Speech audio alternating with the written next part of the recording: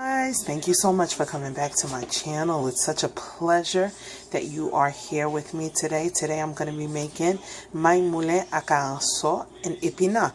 So what I'm going to start right now is that I have some oil here. This is mazola corn oil that I have. That's about a good half a cup of oil that's in there. And what I'm going to be doing is I'm going to be adding my andouille. You see, that's like a salted, seasoned, cured pork that I'm gonna add. I'm gonna fry it in oil, and then I'm gonna let that get some color, and then we're gonna add our onions, and I have some garlic, and I have some epis in there, which is just all it is parsley, which I'm gonna put in a pestle as well with the some fresh garlic. So now that it's frying, I just wanted to add, if you don't have the salted pork, you can use the pancetta. That's why I have this here. And it's also good. This is what it looks like. It's about the same thing. And what you can do is you can use that instead if you don't have the salted pork, because generally it is the same thing. If you do want to see how I made my salted pork, just comment below and I will make a video on how to make the salted pork. But if you don't, you can use the pancetta, and that is also a nice variation for this particular kind of andouille, is what they call it in Creole cuisine. Now I'm going to add the tomatoes because it has more moisture in there. That's tomato paste. We'll add that later.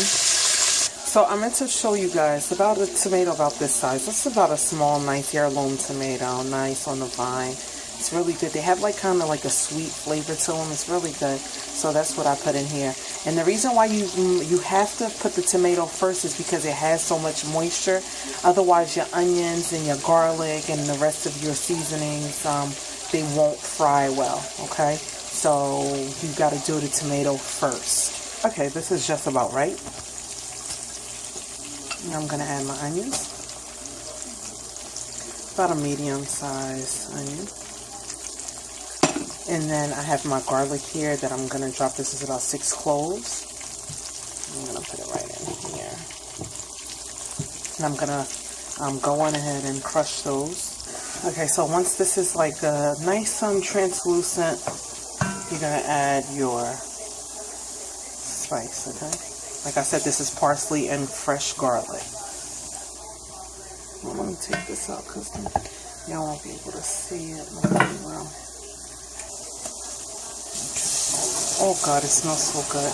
And you want to add you have to fry your onions first before you add your garlic, because garlic will burn quicker. And then I'm gonna I'm gonna put that again in a moulin pestle, chop that up.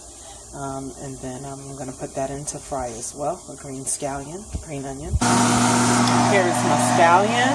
Oh, I got to turn the fan off. Here's my scallion that I just added into that. It's coming together, and then I'm going to add my tomato paste. Tomato paste, and I've added some fresh thyme. And also in there, if you can see, those are celery leaves that I like to add as well. So now the tomato paste is going to fry with this completely nice. And this is on low right now, just so the tomato paste don't burn, because this too will burn quickly. Okay? So I'm going to give that some time to fry. Okay, now that my tomato paste, I'm going to add this smoked herring to this. Okay, smoked herring is what really is going to give the flavor. Okay, this is one fillet, but trust me, I don't like too much of it in there, but a lot of people put about 2 or 3 in it, and that's just as well. That's just fine.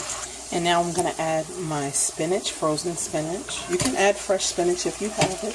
That's absolutely fine as well. And then I'm going to add some water, about a half a cup of water right now to this. And the water that was in the pestle, right in, yeah. We don't want to lose no flavor. So that's about a cup and a half of water. I'm going to add a little bit more. Another cup. I'm going to let this boil so that the spinach could boil with that. And then I'm going to add the cornmeal. So the cornmeal that I have here, I have two types. I have a thin one and I have another grain, if you can see. There are many types, many grains. You can choose which ones that you prefer. This one, the larger grain, I prefer to make it with beans. And this one, I like to make it as thin as it is. I like to use it when I'm making the moulin agasso, because it's just it makes it's a different texture, but I just like it when it's thinner. But feel free to use whichever one you want. And then I'm going to add my spices here that I have. I have épices du chef. It's a mix, a spice mix that you can use. Then I have some cloves of regular cloves, as well as some Lowry seasoning, some seasoning salt, about a tablespoon. And then I have some dried shrimp, which I've washed and rinsed off. And then I'm gonna throw it in the mortar and pestle, because I don't like to see them like this. And then I'm gonna add it into this as well for more flavor. You guys, this is what the dried shrimp looks like. After, can you see, after I've put it through the mortar and pestle, this is what it looks like. You can't see that it was the dried shrimp. And you know what? You'll be less likely to fish it out, because it's, some people, they think it's skeevish. So I like to put it through the mortar and pestle and really like crush it really well once I've washed it. And you can find the dried shrimps in your local Asian market. They have different sizes. That's like about a small to medium size, but you can get them smaller, you can get them larger, but they're called dried shrimp.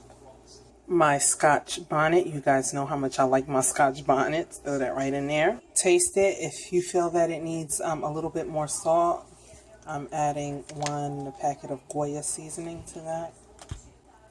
And if it don't have any salt, you can also add a Maggi cube, okay, which I'm gonna add right now. And I'm gonna add another cup of water. So this is the cornmeal. I'm going to use both of them. This is about 3 cups, not the Haitian cups that you use. This is the regular measuring cups. And then my water is up to a boil right now, as you can see. So what I'm going to do is I'm going to wash my cornmeal really well. Give it about 3 rinses, nice and cold water. And then I'm going to add it to this. I'll show you in a minute. So I've washed my cornmeal, and I'm going to add it right into here. Okay, so I've washed it, and the cornmeal is in there. Stir it, and I'm going to cover it right now.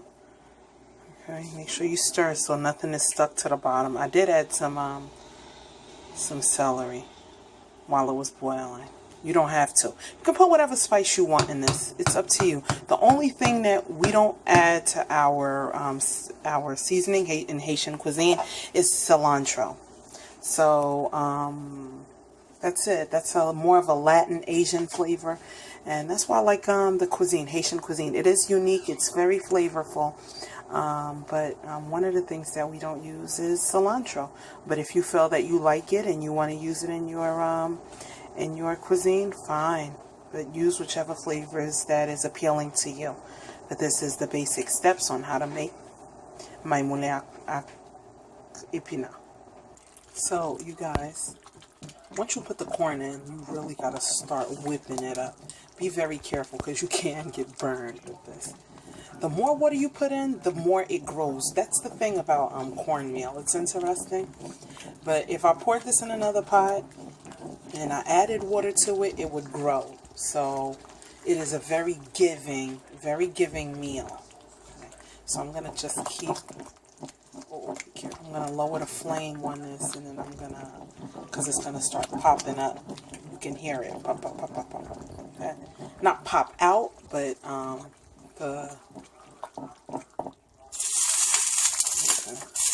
it's just the oil in there. Alright, let me just turn this off so I can whip it up. Okay, so this process is called batmaï, for batmaïo, pulka coulé.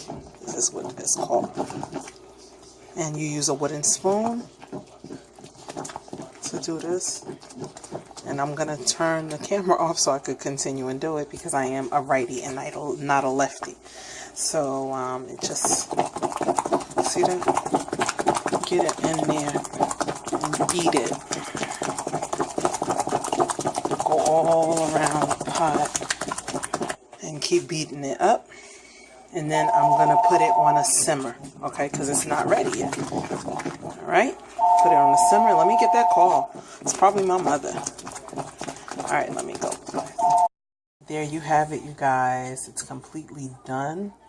And I'm gonna just, the avocado is gonna be on the side. This is usually how it's served, with avocado. And please enjoy. Like, comment, subscribe. Please let me know if you tried this dish and what you do differently. Because I know, I was just thinking, I remember my mom, she would put okra as well in this. Not with the spinach, but without the spinach. And maybe I'll have to try that. I haven't done that in a long time. So this is it. You guys enjoy, like, comment, and subscribe. Like I said again, have a wonderful day. God bless. Take care now. Bye-bye. Hope you've been affected.